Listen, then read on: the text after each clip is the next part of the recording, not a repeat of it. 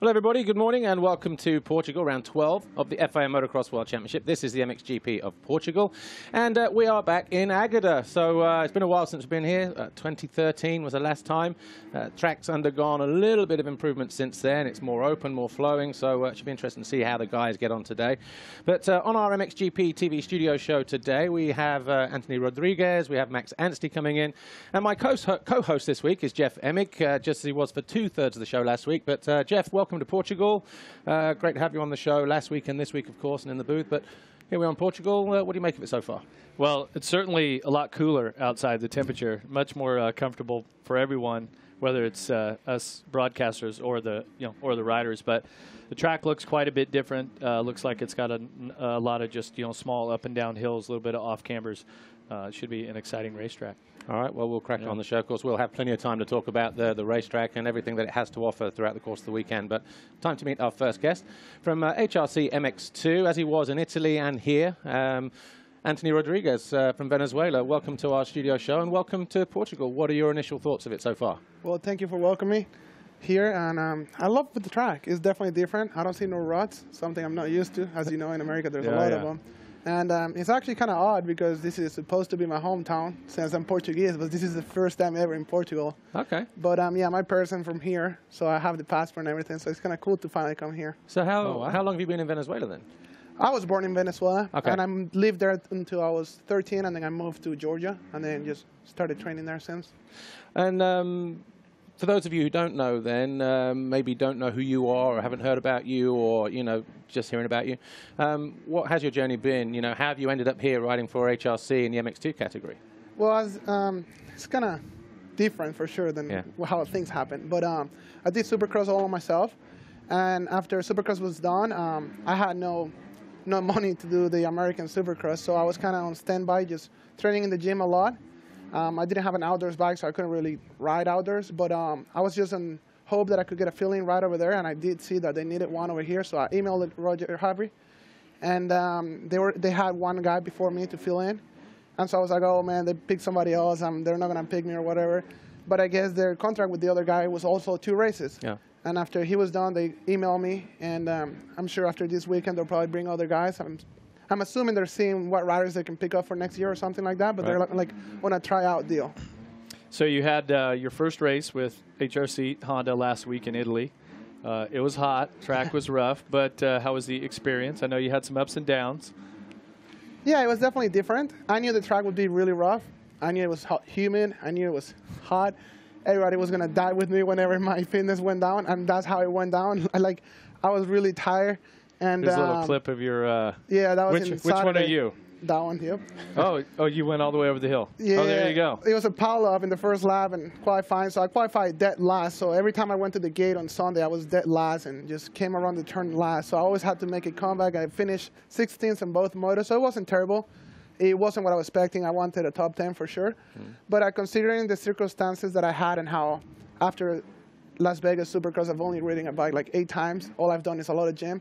I was happy with it because I was pretty much all skill, not so much preparation. So for this weekend, it should be a lot better. And after this weekend, I go back to the U.S., train on the 450, and do some AMA rounds. So how was the experience here riding the GP circuit? Certainly different than Supercross riding indoors. So what was it like last week? Yeah, it was definitely, the whole weekend I was kind of loopy, like, oh, I don't know where to go. It's a much longer schedule. Everything's like spaced Saturday, out. you have 3 different times you go out to the track, and same on Sunday. And there's a lot of times and stuff, so I was kind of just following my teammate. Like, whenever he's getting his gear on, I'll put my gear on, and then I'll go ride, whatever. But yeah, it was different. I went all out in the first practice, and I realized some guys were actually going slow or whatever, and I was like, okay, maybe I need to save myself some more for Sunday. So it's definitely a learning journey. Yeah. I like it a lot for sure, though. Yeah, 2 days of racing. Yeah. Different. Longer for sure. Obviously, in one of the pre-grid interviews that I think Lisa did with you last week, I think you said you were looking forward to coming here anyway, not because it was your parents' birthplace, but because of the nature of the ground. Is this how it is in Venezuela on most parts, this clay, kind of red soil dirt? I know in Brazil it's the same. Yeah, I have a track probably like 8 minutes from where I grew up in Venezuela that's the exact same dirt, same rocks. Everything is just no hills. But it's actually the best track there for dirt when it comes to dirt. But everywhere over there is just really, really hard pack, like great hard pack. Oh, like but clay. But there is this one track that is the exact same thing as this. Cool. And what about going forward then? You touched on it a minute ago, but are you any closer to finding out whether you're here for more than just these 2 rounds? Will we see you in Czech Republic at the moment, or is that still? No, this is the last race. Okay. I talked to Harvey about it. And, like I said, they have some other riders that they want to try out. So I took the opportunity, hopefully do the best that I can this weekend, and then go home and do 450 outdoors in the U.S. Okay. Motocross of Nations later on in the year. Venezuela have never qualified, I believe. You came close a couple of years ago in France. How much would it mean to you guys? Are you actually going to be there this year as well, at Matterley or not? I'm not sure if we'll be there. As you may know, the country is going through a rough time right now. Yeah. It's been like 90 days of civil war pretty much. Okay. So I don't think we'll be going this year. And yeah, Ernest was pretty cool. There was a little preparation there. I was riding a Honda preparing for the Australian Supercross. And then I flew to France, got on the bike that weekend on a Yamaha 250 to just ride it that weekend. So it was a pretty crazy journey, but it was fun. Cool. You want to answer some social media questions? Sure, I'll try. So is that Javier Pro? Yeah, I think so. Javier Repro. Or What's your best advice for a rider and their families who dream of one day racing motocross abroad? It's a difficult question. It's a lot of answers. How much time do we have? Yeah. Yeah, you just have to know that it's difficult to get to the professional level, and it is more difficult to stay at it. But if you have the will and determination to do it, it is not impossible, but it's definitely not all beautiful. You have to go through a lot of work, sweat, blood. But if you're willing to do it, it's a good journey. You've scraped a few elbows then. Yeah, for sure. We've got another one from MX Justin. When did you start watching MXGP? How long have you followed it? And who is your favorite rider in the series, whether it's an MX1 or MX2 or MXGP rider? Well, since I was a little kid, in Venezuela, they show more the MXGP than they did the AMA, so I always grew up watching it. And I remember being a little kid watching Caroli, so it's pretty cool that he's still on the track and still winning races. So that would be definitely the guy that I look up to. Wow. Okay, cool. He's still current. Yeah, he's still current. Exactly. Yeah. He's had a pretty good innings so far. Yeah. But Anthony, thanks for joining us here today. Good luck, man. Thank you guys for having me. Keep it on 2 wheels all for weekend. sure. That'll make it make life a lot easier. Yeah, and a good start will help too. Hopefully the nerves have dissipated a little bit, and you can just focus on the racing this weekend, not like last week, where it was Fingers like, crossed. rabbit in the headlights. But Anthony Rodriguez, ladies and gentlemen. Right, before we meet Max Anstey, let's take a look at some of the action from Ottabiano last week. Here's some highlights from MX2 Race 2. Enjoy.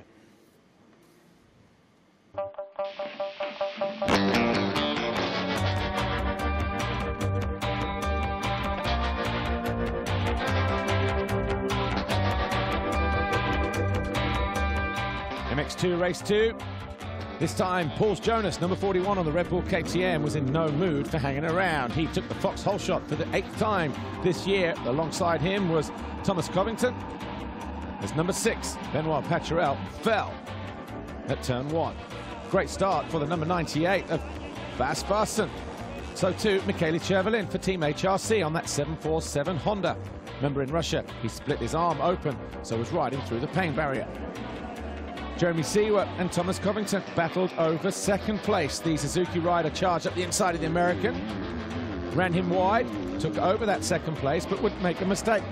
A couple of laps later in the race, Covington and Vassen would go by, leaving Seewer in 4th position. So Seewer had it all to do again. His teammate didn't make it easy for him, but eventually Seewer made a way around the outside to go 3rd. And in a case of deja vu, went back after the 64 of Covington on that Rockstar Energy Husqvarna. The two riders banged bars. Covington went over the edge. Seewer went down. Guess what? They were at it for more laps as well. Covington doing his best to hold off the number 91. But on lap 9, Seewer went to the outside, cut to the inside, charged down the inside to make that move for 2nd. Eventually, the pass stuck, but by then, Jonas was already too far ahead on his Red Bull KTM. Vassen kept a watching brief in 4th, and that's where he would stay.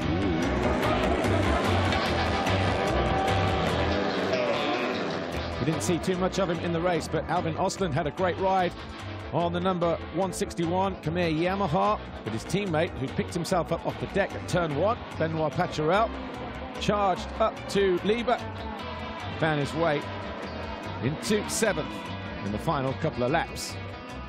Lieber would eventually come home in 10th after making a mistake. Jonas, though, took a convincing win in moto number 2.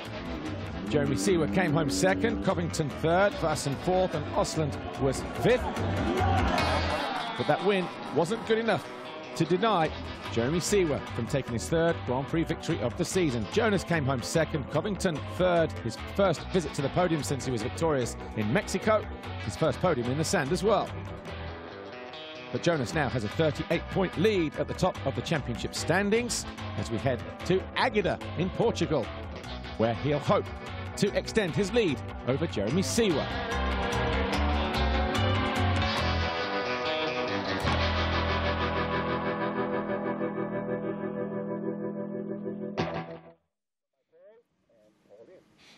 Welcome back, everybody. Our second guest joins us, Max Anstey, Rockstar Energy Husqvarna Factory Racing.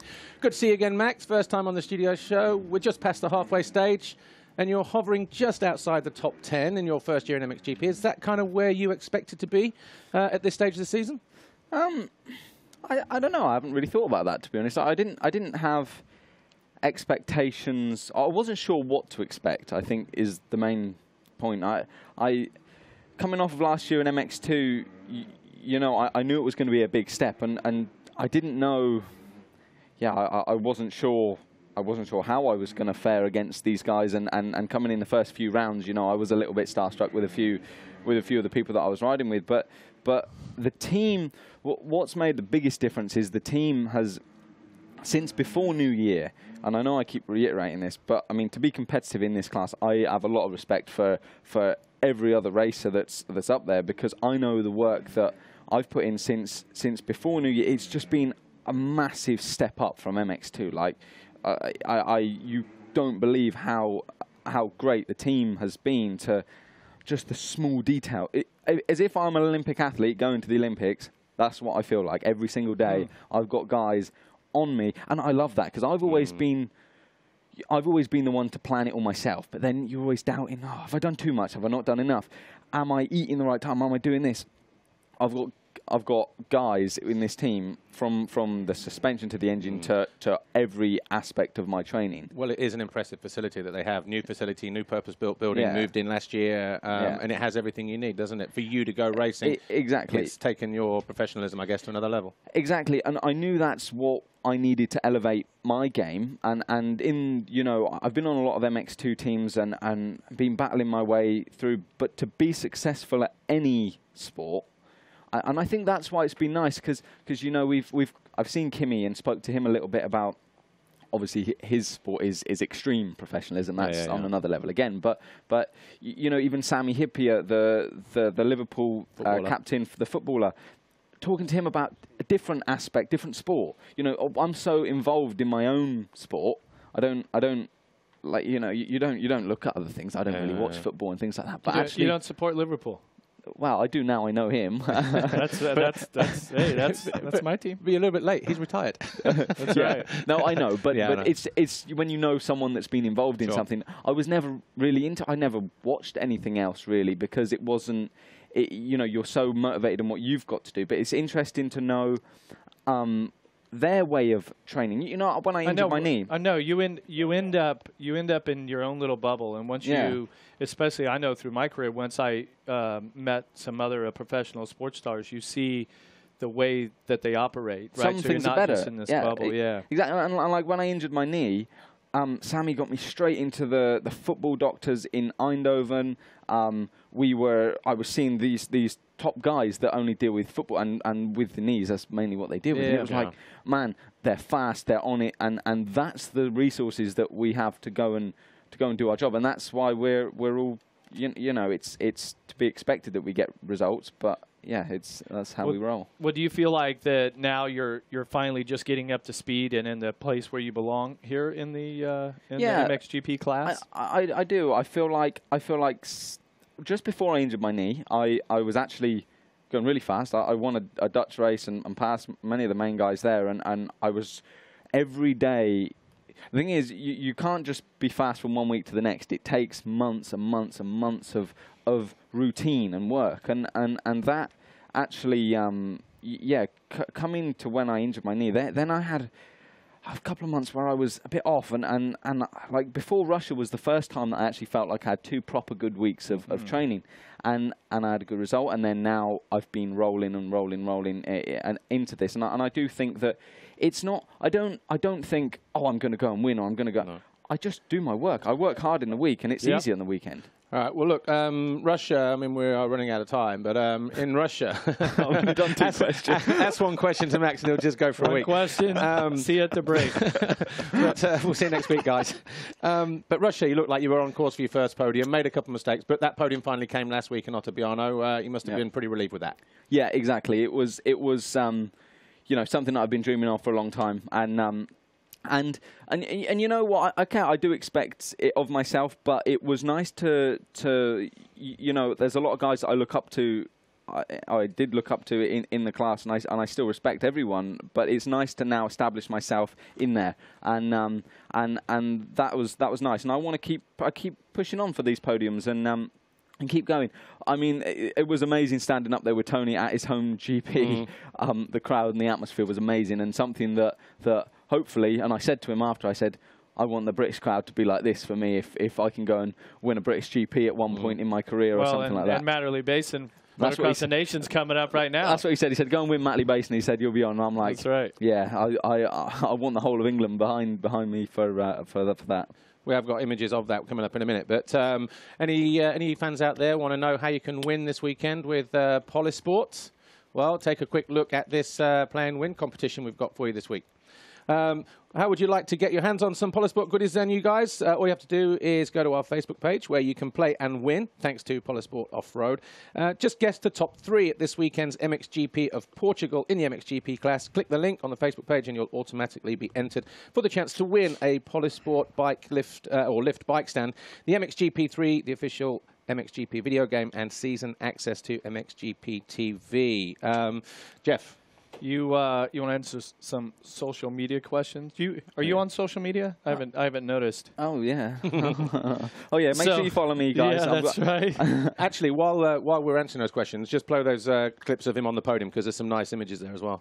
Go. Let's see this. All right. So heck of a weekend you had last weekend, but Colin Dory wants to know, would you consider dropping to MX2 at the Nations and then putting in a Malin-like performance of 1994? I never wrote that. Yeah. He exists. Paul from Derby. You didn't make that count last night. I mean, I spent a long time on an MX2 bike, and it's what it is the work that I've put in on the 450. I feel like I've had the time to develop and refine all the areas. If I had to go to a 250, it would take a lot of time for me to. I know I could ride the bike that I had last year, but still, I'm not gonna lie. I wasn't good enough last year to beat Jeffrey on the 250, and I still felt good, but not fast enough. And I feel like I've really perfected my 450, and it's taken, every year I switch bikes, whereas now I've had the off-season really well, because from the Nations when I got injured and I got landed on in One, I didn't have the time to test, whereas now that's where I'm better on the 450 at the moment, because I've been able to work so hard with the bike. I will get better results on the 450. I'm not going to underestimate. Last year I was a little bit nervous after getting landed on the previous year, and I wasn't so sure. But if I'm going in there this year, whatever I'm going in on, I'm going in there to win and put on a show. It sounds like your legacy is safe. Thank you. Yeah, I want to ride a 450. But basically, I want to ride a 450. And just really quickly, we did have a question from Hoku Saiza. What do you expect from the Motocross Nations, and can GB be on the box? Quick yes or no, potentially? Yeah, definitely, for sure. I think it's a long way to go. Injuries, things like that we've seen with Sean. It's a shame because he was a very strong contender at the moment. I mean, he will be back hopefully a month before, so we'll have him back. Jake's obviously been out injured. Tommy, but you know, if we've got Dean in America, we've got good guys and you know, good bikes and good equipment. So we're still a long way to go, and there's a lot to happen. I'm getting told to hurry up, so I'm done. No. But I know what you mean. But we are out of time. But Max Anstey, Rockstar Energy Husqvarna Factory Racing, congratulations on your podium last week. Thank you. Got your name written all over it. This one, hasn't it, in Portugal? Oh yeah. Enjoy your weekend. We'll Cheers, see you out guys. on the racetrack. Let's see what happened a week ago. Here's highlights from MXGP Race 2 in Ottaviano.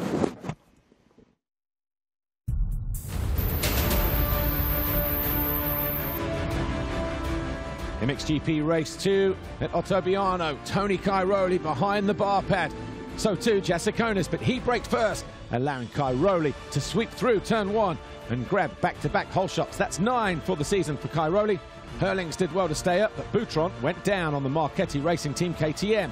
Geiser was also in that pilot on the 243 with Arno Tonus on the Yamaha. Cairoli was in second with the Lithuanian ahead of him. Third was Anstey. Herlings wasn't too far behind, eventually made his way past the Brit and started to disappear from the Rockstar Energy Husqvarna rider, number 99. By lap 2, Cairoli had got alongside Jasikonis on that Suzuki World MXGP machine and took the lead, knowing that Herlings was lurking dangerously in the background. Fevre fell from 6th. He dropped down to 10th place. And once again, Herlings, this time, battling with Cairoli, but he was up front, and he was the one being chased by Cairoli.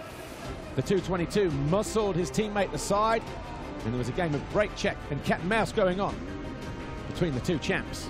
And then a mistake from Cairoli allowed Herlings into the lead on lap 5, and it looked for a while that he would pull clear and take a win that would seal the deal and the overall victory. But then he started to fade, just like he did in race 1. Cairoli got alongside him as a nervous Herlings looked over his shoulder. It wasn't long before Cairoli was through. Lap 11 of 19, he found a way around the outside, right in front of his fans once more. And this time, he made the pass stick. He had to be smart at the same time, but once he was through, there was no looking back for Tony Cairoli. He was victorious at Trentino earlier in the year, and he was looking to do the same again, but this time go one better with a double moto win. And it was an impressive ride for Max Anstey. Coming home in 3rd, his teammate Max Nagel coming home in 4th on the number 12 Rockstar Energy Husqvarna, and after that great start, Jasikonis came home in 5th. Romain Fevre battled his way all the way to the checkered flag. He picked off Clément de Sal with 2 laps to go to come home in 6th on that Monster Energy Yamaha. But it was Tony Cairoli and Red Bull KTM, a double moto winner here, in what was an impressive performance, beating Jeffrey Herlings, the Sandman.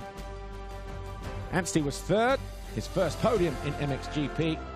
Tony Cairoli now has a 67-point advantage over Gauthier Paulin, who moves up to 2nd. De Sal drops down to 3rd.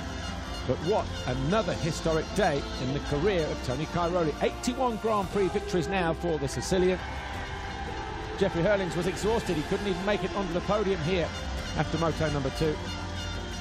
But Max Anstey celebrated in fine style with Cairoli in what was an impressive performance here in Ottaviano. Cairoli leads it as we head to Portugal, round 12.